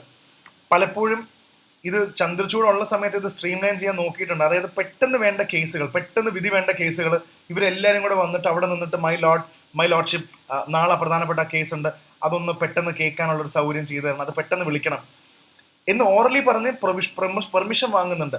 ഇത് നല്ലൊരു രീതിയല്ല. ശരിക്കും ഇങ്ങനെ ഓറൽ മെൻഷനിങ് അല്ലാതെ നിങ്ങൾക്ക് ഏർലി ഹിയറിങ്ങോ കേസിന്റെ നേച്ചർ അനുസരിച്ചിട്ട് പെട്ടെന്ന് വിധി വേണമെങ്കിൽ നിങ്ങൾ ഒന്നില്ലെങ്കിൽ റിട്ടേൺ ആയിട്ട് ഇമെയിലൊക്കെ അയച്ച് അതിന്റെ കൃത്യമായിട്ടുള്ള നടപടിക്രമങ്ങൾ ചെയ്തിട്ട് വേണം ഇത് തീരുമാനിക്കണം. അല്ല ചുമ്മാ വന്നിട്ട് വാക്കാൽ ഇങ്ങനെ സഹായിക്കണം, ഇത് മാറ്റി വെക്കണം, സഹായിക്കണം എന്ന് പറയുന്നത് നിർത്തണം എന്നാണ് പറയുന്നത്. സോ ഇതിൽ കുറെ കാര്യങ്ങളൊക്കെ മെൻഷൻ ചെയ്തിട്ടുണ്ട്. അപ്പൊ ഇതാണ് ഇതിനകത്ത് മെയിൻ ആയിട്ടുള്ള കാര്യങ്ങൾ. ഇതാണ് ജസ്റ്റ് ചന്ദ്രചൂടുള്ള സമയത്ത് തന്നെ ഇത് കൊണ്ടുവന്നിരുന്നു ഇത് ചെയ്യാൻ വേണ്ടി. പിന്നെ ഏറ്റവും കൂടുതൽ ചന്ദ്രചൂഡിനെ ഇത് എൻകറേജ് ചെയ്തിരുന്ന സമയത്ത് ഇങ്ങനെ പെട്ടെന്ന് ഓറലായിട്ട് നമുക്ക് പറയേണ്ടി വരുന്നത് എന്താണെന്ന് വെച്ചാൽ റിട്ടേൺ ഡോക്യുമെന്റ് ഇല്ലാതിരിക്കുന്ന സ്പെഷ്യൽ കേസസ് ഉണ്ട്. ആരുടെയെങ്കിലും ഡെത്ത് സെന്റൻസ്, വധശിക്ഷ നടപ്പിലാക്കണം എന്നുണ്ടെങ്കിൽ പെട്ടെന്ന് പറയാറുണ്ട്, ഡെത്ത് പെനാൽറ്റിക്ക് പറയാറുണ്ട്. അല്ലെങ്കിൽ ഏതെങ്കിലും ഒരു പ്രോപ്പർട്ടി നാളെയോ മറ്റന്നാളോ പെട്ടെന്ന് തന്നെ ഇടിച്ച് പൊളിച്ചു കളയും. ഡെമോളിഷൻസ് വരുമ്പോഴും ഡെത്ത് പെനാൽറ്റി വരുമ്പോഴും ഡിസ്കസ് ചെയ്യാറുണ്ട്. അതേപോലെ ഒഴിപ്പിക്കൽ, പെട്ടെന്ന് നമ്മളെ അവിടെ നിന്ന് വീട്ടിൽ നിന്ന്, ഇതൊക്കെ വലിയ സീരിയസ് ക്രൈംസാണ്. ഡെമോളിഷൻ, എവിക്ഷൻ ഒക്കെ വരുമ്പോൾ പറയാറുണ്ട്. പിന്നെ പെട്ടെന്ന് അറസ്റ്റ് ചെയ്യും. നമ്മൾ പെട്ടെന്ന് അറസ്റ്റ് രേഖപ്പെടുത്താൻ സാധ്യതയുണ്ടെന്ന് പറയുമ്പോഴും അങ്ങനെ വരുമ്പോൾ out of turn oral mentioning. ഇതാണ് ഈ out of turn oral mentioning. അപ്പോൾ ഇത്തരം സാഹചര്യങ്ങളിൽ നിങ്ങൾക്ക് ഇത് ഉപയോഗിക്കാം. പക്ഷെ അല്ലാതെ ചെറിയ ചെറിയ കാര്യങ്ങൾക്കെല്ലാം ഞങ്ങൾക്ക് പെട്ടെന്ന് വാക്കാൽ പറയരുത്, എഴുതി അറിയിക്കണം എന്നാണ് സുപ്രീം കോടതി അറിയിക്കുന്നത്. പുതിയ ജസ്റ്റിസ് വന്നപ്പോൾ ആദ്യത്തെ തീരുമാനമാണത്. പിന്നെ ഇതും ഒരു വളരെ പ്രധാനപ്പെട്ട വാർത്തയാണ്. സുപ്രീം കോടതി സെൻട്രൽ ഗവൺമെന്റിന്റെ ഇനാക്ഷൻ ചോദ്യം ചെയ്തിരിക്കുകയാണ്. സെൻട്രൽ ഗവൺമെന്റ് ഇനാക്ഷൻ എന്ന് പറയുമ്പോൾ സുപ്രീം കോടതി ചില കാര്യങ്ങൾ പറഞ്ഞിട്ട് 2016 ചെയ്യേണ്ട ഒരു കാര്യം പോലും ഇത്രയും വർഷം കഴിഞ്ഞിട്ടും ഇത് ചെയ്തിട്ടില്ല. So that is A very serious offence. Government എന്തുകൊണ്ടാണ് ഇത്രയും ലെഥാർജിക് ആയിട്ടുള്ള ഒരു തീരുമാനം എടുക്കുന്നത്, സുപ്രീം കോടതിയുടെ വേർഡിക്റ്റ് എന്തുകൊണ്ട് പാലിക്കുന്നില്ല എന്ന് പറയുന്നുണ്ട്. സോ ഗവൺമെന്റ് ക്രിയേറ്റ് ചെയ്യാൻ പറഞ്ഞൊരു ബോഡി ഉണ്ട്, OCIA എന്ന് പറഞ്ഞൊരു ബോഡി ക്രിയേറ്റ് ചെയ്യാൻ പറഞ്ഞു. ഗവൺമെന്റ് എന്ത് ചെയ്തിട്ടും ഇങ്ങനെ ഒരു ബോഡി ക്രിയേറ്റ് ചെയ്യുന്നില്ല. ഓർഗനൈസ്ഡ് ക്രൈം ഇൻവെസ്റ്റിഗേറ്റീവ് ഏജൻസി, ഇത് എന്ന് പറഞ്ഞാൽ ഓർഗനൈസ്ഡ് ക്രൈമിന്റെ അഗേൻസ്റ്റ് ആയിട്ടും അതേപോലെ തന്നെ സെക്സും ഈ സെക്സ് ട്രാഫിക്കിങ്ങും ഹ്യൂമൻ ട്രാഫിക്കിങ്ങും അതായിട്ട് ബന്ധപ്പെട്ട് ഇതിനെതിരെ ഗവൺമെന്റിനോട് ആക്ട് ചെയ്യാൻ പറഞ്ഞതാണ്. പക്ഷേ ഗവൺമെന്റ് ഇതിനു വേണ്ടി പ്രത്യേക ഒരു ബില്ല് തന്നെ കൊണ്ടുവന്നു. ഇത് 2016 കൊണ്ടുവരാൻ പറഞ്ഞതാണ് ഈ ബോഡി. ഈ ഏറ്റവും ഇമ്പോർട്ടൻ്റ് ആയിട്ട് നോക്കേണ്ടത് ഓർഗനൈസ്ഡ് ക്രൈം ഇൻവെസ്റ്റിഗേറ്റീവ് ഏജൻസി 2016 കൊണ്ടുവരാൻ പറഞ്ഞത് December 1. ഇപ്പോഴും അതിന്റെ അനക്കമില്ല. അപ്പൊ എന്തുകൊണ്ടാണ്? കണ്ടോ, December 9 setup dedicated body. Sex ട്രാഫിക്കിങ്ങിന് വേണ്ടി പറഞ്ഞ ബോഡിയും ഇതുവരെ വന്നിട്ടില്ല. OCIA 2016 വരാൻ പറഞ്ഞിട്ട് വന്നിട്ടില്ല. അതേപോലെ സെക്സ് ട്രാഫിക്കിങ്ങിന് വേണ്ടി 2015 ഒരു ബോഡി കൊണ്ടുവരാൻ പറഞ്ഞു, വന്നിട്ടില്ല. ഇനി അത് മാത്രമല്ല, പ്രധാനപ്പെട്ട ഒരു ബില്ലുണ്ട്, trafficking of persons prevention care and rehabilitation bill 2018. അതും ഓർത്തിരിക്കണം. Trafficking of persons prevention care and rehabilitation ഒരു ബില്ല് 2018 കൊണ്ടുവരാൻ പറഞ്ഞിട്ട് ആ ബില്ല് ഇപ്പോഴും സ്റ്റോൾഡ് ആണ്. അതിലിപ്പോഴും തീരുമാനമായിട്ടില്ല. അപ്പോൾ ഗവൺമെന്റ് ചോദിക്കുകയാണ്. പിന്നെ സൈബർ ക്രൈംസും പറയുന്നുണ്ട്. അപ്പോൾ ഇത്രയും വലിയ കാര്യങ്ങൾ ചെയ്യാൻ പറഞ്ഞിട്ടും സെൻട്രൽ ഗവൺമെന്റ് എന്തുകൊണ്ട് ഇതിനു വേണ്ടി ഒരു ആക്ഷൻ എടുക്കുന്നില്ല എന്ന് പറയുന്നതും ഒരു പ്രധാനപ്പെട്ട വാർത്തയാണ് ഇവിടെ. അതും ഇവിടെ നമുക്ക് കാണാൻ പറ്റും. അപ്പോൾ ഇതാണ് ഇന്നത്തെ മെയിൻ ആയിട്ടുള്ള നാഷണൽ പേജിൽ. ബിസിനസ് പേജിൽ പ്രധാനപ്പെട്ട വാർത്തകൾ മെയിനായിട്ട് നമ്മൾ മനസ്സിലാക്കേണ്ട കുറേ കാര്യം. ഇൻഡസ്ട്രിയൽ ഔട്ട്പുട്ട് പ്രൊഡക്ഷൻ 3.1% കൂടി. ഞാൻ അന്നും പറഞ്ഞു, നമ്മൾ ആദ്യം ഡിസ്കസ് ചെയ്ത പോലെ ഇത്തരം വാർത്തകൾ ഇത് കൂടാൻ കുറയാം, എല്ലാ മാസവും ചിലപ്പോൾ ഇത് കൂടും. അപ്പോൾ പ്രധാനമായിട്ടും ഇപ്രാവശ്യം തന്നെ പറയുന്നുണ്ട് ഇതിനകത്ത് ഇലക്ട്രിസിറ്റി മൈനിങ് ഇതൊക്കെ കുറഞ്ഞു, ഇലക്ട്രിസിറ്റി മൈനിങ് ഒക്കെ കുറഞ്ഞിട്ടുണ്ട്, ഇത് കൂടും. പക്ഷെ ശരിക്കും പറഞ്ഞാൽ ഇങ്ങനത്തെ വാർത്തകൾ മെച്ചപ്പെട്ടിട്ടുണ്ടെന്ന് പറയാറുണ്ട്. ഇപ്പം 3% ഗ്രോ ചെയ്തു ഇൻഡസ്ട്രിയൽ പ്രൊഡക്ഷൻ, 3% ഗ്രോ ചെയ്തത് നല്ല കാര്യം. അതിൽ പ്രധാന പങ്ക് വഹിച്ചത് മാനുഫാക്ചറിങ് തന്നെയാണ്, അതും നല്ല കാര്യം. അടുത്ത മാസം ചിലപ്പോൾ ഇത് കൂടാൻ കുറയാം. അപ്പം നമ്മൾ ഇത് ട്രാക്ക് ചെയ്യുന്നതിനെക്കാട്ടും കൂടുതൽ നമുക്കിതിനകത്ത് പ്രധാനപ്പെട്ട ആവശ്യമുള്ളൊരു കാര്യമുണ്ട്. UPSC എക്സാമിനൊക്കെ പോകുമ്പോൾ എന്താണ് IIP? What is IIP? IIP has seen 6.4% എന്ന് പറയുമ്പോൾ ഞാൻ ഓൾറെഡി പല പ്രാവശ്യം പേപ്പർ ഡിസ്കസ് ചെയ്തിട്ടുള്ളതാണ്. എന്താണ് ഈ IIP? ഇതിനകത്ത് പറയുന്നില്ല. നിങ്ങൾക്കറിയാമോ എന്താണ് ഈ IIP നമ്മൾ ഡിസ്കസ് ചെയ്യുന്നത്? ഇത് സത്യം പറഞ്ഞാൽ ഒരു ഇന്ത്യയുടെ മാനുഫാക്ചറിങ്ങിന്റെ ഒരു തെർമോമീറ്റർ ആണ്. അതിന്റെ ഊഷ്മാവ് പോകുന്നതനുസരിച്ച് നമുക്ക് കണ്ടുപിടിക്കാൻ പറ്റും. ഇതൊരു തെർമോമീറ്റർ അങ്ങോട്ടാണ്, നമുക്ക് എത്രത്തോളം ഇൻഡസ്ട്രി സെക്ടർ ബെറ്റർ ആവുന്നുണ്ടെന്നുള്ള ഒരു തെർമോമീറ്റർ ആണ് IIP എന്ന് പറയുന്നത്. സോ എന്താണ് ഈ IIP എന്ന് പറയുന്നത് നമുക്ക് വളരെ കൃത്യമായിട്ട്, so index of industrial production ആണ്. ഇൻഡെക്സ് ഓഫ് ഇൻഡസ്ട്രിയൽ പ്രൊഡക്ഷൻ എന്ന് പറയുന്ന IIP-നെ കുറിച്ചുണ്ട്. ഇൻഡെക്സ് ഓഫ് ഇൻഡസ്ട്രിയൽ പ്രൊഡക്ഷൻ എന്നാണ് IIP-നെ സൂചിപ്പിക്കുന്നത്. എന്താണ് ഈ IIP എന്ന് പറഞ്ഞാൽ എന്താണ്? ഇതിനൊരു ബാസ്ക്കറ്റ് ഉണ്ട്, ഒരു ബാസ്ക്കറ്റ് ഓഫ് കമ്മോഡിറ്റീസ് ഉണ്ട്. അത് ഇൻഡസ്ട്രീസിൽ കുറേ ബാസ്ക്കറ്റ് ഓഫ് കമ്മോഡിറ്റീസ് ഇവർ നോക്കാറുണ്ട്. ഇപ്പോൾ ഉദാഹരണത്തിന് ഏറ്റവും ഇമ്പോർട്ടൻ്റ് ആയിട്ട് നമ്മൾ പറയുന്നത് മൈനിങ് പറയാറുണ്ട്, അതേപോലെ മാനുഫാക്ചറിങ്, മൈനിങ്, മാനുഫാക്ചറിങ്, അതേപോലെ ഇലക്ട്രോണിക്സ് ഇൻഡസ്ട്രി ഒക്കെ നമുക്ക് ഇതിനകത്ത് വരാം. പിന്നെ cement, steel, automobile industry, textile, ഇങ്ങനെ ഒരു ബാസ്ക്കറ്റ് ഓഫ് പ്രൊഡക്ട്സ് എടുക്കും, ഇതിനകത്ത് ഇട്ടും ബാസ്ക്കറ്റ്സ് ഓഫ് പ്രൊഡക്ട്സ് ഇതിനകത്ത് ഇട്ടതിന് ശേഷം ഇതിന്റെ പ്രൊഡക്ഷൻ ആണ് ഇവർ ട്രാക്ക് ചെയ്യുന്നത്. എത്രത്തോളം ഈ പ്രൊഡക്ഷൻ കൂടി, അങ്ങനെ ഇത്രയും ഈ ബാസ്ക്കറ്റിൽ ഇന്ന പ്രൊഡക്ട്സ് ആണ് എടുക്കുന്നത് എന്നുള്ളൊരു ക്ലാരിറ്റി ഒന്നുമില്ല. അത് മാറിക്കൊണ്ടിരിക്കും. സബ് സെക്ടേഴ്സ് വരാം, പുതിയ സെക്ടർ വരാം. മൊത്തത്തിൽ മനസ്സിലാക്കുക, കുറേ സെക്ടേഴ്സിനെ എല്ലാം ഒരുമിച്ച് എടുത്തിട്ടാണ് ഇവർ കാൽക്കുലേറ്റ് ചെയ്തിട്ടാണ് IIP തീരുമാനിക്കുന്നത് എത്രത്തോളം ഇൻഡസ്ട്രിയൽ പ്രൊഡക്ഷൻ ബെറ്റർ ആയിരുന്നില്ല. ആ എടുത്തിരിക്കുന്ന ബാസ്ക്കറ്റിൽ വന്ന സെക്ടർ, ഇൻഡസ്ട്രി ആണോ മൈനിങ്, ഇതൊക്കെ മാറി മാറി വരാം. അപ്പോൾ അതിലൊരു ക്ലാരിറ്റി നമ്മൾ ഇതിൽ പറയുന്നില്ല. IIP അങ്ങനെയാണ് ബാസ്ക്കറ്റ് ഓഫ് പ്രൊഡക്ഷൻ പറയുന്നത്. പിന്നെ നമുക്ക് അടുത്ത് അറിയേണ്ടത് എന്താണെന്ന് വെച്ചാൽ IIP ആരാണ് ഇറക്കുന്നത്? സിവിൽ സർവീസിനൊക്കെ ചോദിക്കാവുന്നതാണ്. IIP index of industrial production ഇറക്കുന്നത് പ്രധാനപ്പെട്ടത് NSO ആണ്, നാഷണൽ സ്റ്റാറ്റിസ്റ്റിക്കൽ ഓഫീസാണ്. NSO ആണ് ഇത് ഇറക്കുന്നത്. NSO എന്ന് പറയുമ്പോൾ മോസ്പിയുടെ താഴെയാണ്. Ministry of statistics and programme implementation ആണ് നമ്മൾ മോസ്പി മിനിസ്ട്രി എന്ന് പറയുന്നത്. സോ NSO ആണ് ഇത് ഇറക്കുന്നത്, അത് മോസ്പിയുടെ അണ്ടറിലാണ്, ministry of statistical and programme implementation. അപ്പോൾ ഇതാണ് IIP. എപ്പോഴും ഇൻഡസ്ട്രിയൽ പ്രൊഡക്ഷൻ കാണുമ്പോൾ ഈ IIP വെച്ചിട്ടാണ് ഇത് അളക്കുന്നത്. സിവിൽ സർവീസിന് പരീക്ഷയ്ക്ക് ചോദിക്കാൻ സാധ്യതയുണ്ട്. ഓക്കെ, സോ അതൊന്ന് ഓർത്ത് വെക്കുക. പിന്നെ ഇതിനകത്ത് BCCI ഇത് ഓൾറെഡി ഞാൻ ഒന്ന് ഡിസ്കസ് ചെയ്തൊരു കേസാണ്. ഇവിടെ ഓൾറെഡി ഇതിന്റെ ബൈജൂസിനെതിരെ ഒരുപാട് പ്രോബ്ലംസ് ഉള്ളതുകൊണ്ട് ബൈജൂസ് ഒരുപാട് പൈസ കടം ഒരുപാട് പേർക്ക് കൊടുക്കാനുള്ളതുകൊണ്ടും ബൈജൂസും BCCI തമ്മിൽ ഇന്ത്യൻ ക്രിക്കറ്റ് ടീം കളിച്ചതിന് ശേഷം ഒരുപാട് കോടി രൂപ, ഏകദേശം 158 കോടി രൂപ പെൻഡിങ് ഉണ്ട്. അപ്പൊ ഇവര് BCCI ഇവരും പോയിരിക്കുന്നത് NCLAT എന്ന് പറയുന്ന, നമ്മൾ ഓൾറെഡി ഡിസ്കസ് ചെയ്താണ്, നാഷണൽ കമ്പനി ലോ അപ്പലേറ്റ് ട്രിബ്യൂണലിലേക്ക് പോയി. ഇതിൽ ശരിക്കും ഇവിടെ സുപ്രീം കോടതി വന്നിട്ട് ഇതിൽ ഏകദേശം 158 കോടി രൂപ ഇവർക്ക് BCCIക്ക് കൊടുക്കണമെന്ന് NCLAT-ന്റെ വിധി വന്നപ്പോൾ സുപ്രീം കോടതി ഇത് ചോദ്യം ചെയ്തു. ഇതിനകത്ത് വേറെ ആൾക്കാരുണ്ട്. അവരാദ്യം സുപ്രീം കോടതി ചോദിച്ചു, ബൈജൂസ് ഒരുപാട് ആൾക്കാർക്ക് പൈസ കൊടുക്കണ്ട. അതിൻ്റെ അർത്ഥം NCLAT എന്ന് പറയുന്ന ഏജൻസി എന്തിനാണ്? ശരിക്കും ഈ കേസ് NCLAT-ൽ വരേണ്ട ആവശ്യമേ ഉണ്ടായിരുന്നില്ല. ഇതിന് തൊട്ട് താഴെ നാഷണൽ കമ്പനി ലോ ട്രിബ്യൂണൽ ഉണ്ട്, NCLT ഉണ്ട്. പിന്നെ 158 കോടി രൂപ ഒരാൾക്ക് മാത്രം കൊടുക്കുന്ന അങ്ങനെ വേറെയും ഒരുപാട് കൺസേൺ. അപ്പോൾ സുപ്രീം കോടതി ഈ കോമ്പൻസേഷനെയും ഇടയ്ക്ക് ബ്ലോക്ക് ചെയ്തിരുന്നു. അർഹതയുള്ള ഒരുപാട് ആൾക്കാർക്ക് അത് സ്പ്ലിറ്റ് ചെയ്ത് കൊടുക്കണം എന്ന് പറഞ്ഞിരുന്നു. അപ്പോൾ ഇതാണ്, അപ്പോൾ ഇതിൽ എന്താണ് NCL, national company law appellate tribunal എന്താണെന്നും സുപ്രീം കോടതിയുടെ ഇതും നമുക്ക് ഇതിനകത്തുനിന്ന് കാണാൻ പറ്റും. ഓക്കെ, അതാണ് ഇതിനകത്തുനിന്ന് മെയിൻ ആയിട്ടുള്ള കേസ് എന്ന് പറയുന്നത്. പിന്നെ പ്രധാനപ്പെട്ട ഫോറിൻ വാർത്തകൾ നോക്കുകയാണെങ്കിൽ നമുക്ക് ജസ്റ്റ് ഒന്ന് ഓടിച്ച് നോക്കേണ്ടേ മതി. 35 പേരാണ് ചൈനയിൽ മരിച്ചത്. ഒരു 62 വയസ്സായ ആള് കാർ ഓടിച്ച് എല്ലാവരെയും കൊന്നു കളഞ്ഞു. ഒരു സൈക്കോ മനുഷ്യനാണെന്ന് തോന്നുന്നു. 35 ആൾക്കാരെ കൊന്നു. പിന്നെ താലിബാനും their first UN climate talk, അവരും ക്ലൈമറ്റ് ടോക്സിനായിട്ടൊക്കെ ബന്ധപ്പെട്ട് വരുന്നുണ്ട്. So sorry, I have power supply നഷ്ടപ്പെട്ടിരിക്കുകയാണ്. I have lost my power supply. So എന്തായാലും ക്ലാസ് അവസാനിക്കാറായി. സോ താങ്ക് ഗോഡ്, അവസാനിക്കുന്നതിന് മുമ്പ് തന്നെ നമുക്ക് കിട്ടിയത്. സോ പിന്നെ പ്രധാനപ്പെട്ട വെയിറ്റിംഗ് ഫോർ ദ ബാക്കപ്പ്, ബാംഗ്ലാദേശിന്റെ പ്രൈം മിനിസ്റ്റർ ഷെയ്ഖ് ഹസീനയെ അറസ്റ്റ് ചെയ്യണം, അല്ലെങ്കിൽ ഇവർ ഇപ്പോഴും ഇന്റർപോളിന്റെ സഹായം ചോദിക്കുകയാണ്. ഇവരെ ഒന്ന് അറസ്റ്റ് ചെയ്യണം, ഇന്റർപോളിന്റെ സഹായമാണ് ഇവർ തേടിക്കൊണ്ടിരിക്കുന്നത്. ഇന്റർപോളെങ്കിലും സഹായിച്ച് ഇവരെ കണ്ടുപിടിക്കണം. ഇന്ത്യയിൽ ഉണ്ടെന്നാണ് പറയുന്നത്, അവരെ കണ്ടുപിടിച്ച് കൊടുക്കണം എന്ന് പറയുന്നുണ്ട്. Yes, power is back. So ഇന്റർപോളിൽ വിചാരിച്ചിട്ട് ഇവരെ ഒന്ന് അറസ്റ്റ് ചെയ്യണമെന്നും പറയുന്നുണ്ട്. പിന്നെ അടുത്ത പ്രധാനപ്പെട്ട കാര്യം, യെസ് അത്രയൊക്കെ തന്നെയുള്ളൂ. ഇസ്രായേൽ ബാക്കിയുള്ള കാര്യങ്ങളെല്ലാം, ശ്രീലങ്കയിൽ വലിയൊരു ചലഞ്ച് നടക്കുന്നുണ്ട്. പുതിയ ഇതിൽ വേറെ ഒന്നുമല്ല, ശ്രീലങ്കൻ ഗവൺമെന്റിനെ കുറിച്ചിട്ട് ഇതിനകത്ത് ഡിസ്കസ് ചെയ്ത് വരുന്നുണ്ട്. എന്താണ് ശ്രീലങ്കൻ ഗവൺമെന്റ് ചെയ്യാൻ പറ്റുന്നതെന്നുള്ളൊരു കാര്യം കൂടി ഇതിനകത്ത് പറയുന്നുണ്ട്. അവിടെ already Tamils, Muslims and Sinhali people ഉണ്ട്. ഓൾറെഡി പുതിയ പ്രസിഡന്റ് വന്ന സ്ഥിതിക്ക് അവർ പറയുന്നുണ്ട് ഓൾറെഡി എക്സിസ്റ്റിംഗ് ആയിട്ടുള്ള ആൾക്കാരുടെ ശല്യം ഗവൺമെന്റിനൊന്നും പ്രോപ്പറായിട്ട് ചെയ്യാൻ പറ്റുന്നില്ല. ഇനി പുതിയ ഗവൺമെന്റിന് വേണം എന്തെങ്കിലും ചെയ്യാന്നുള്ള കാര്യത്തിലും അവർ ഇരിക്കുന്നുണ്ട്. സോ ഇത്രയാണ് മേജർ ആയിട്ടുള്ള വാർത്തകൾ. So thank you so much and keep preparing IAS factor. Travelling ആണ്. അടുത്ത നാളത്തെ ന്യൂസ് ഞാൻ കൃത്യമായിട്ട് അപ്ലോഡ് ചെയ്ത് തരാം. Okay, take care.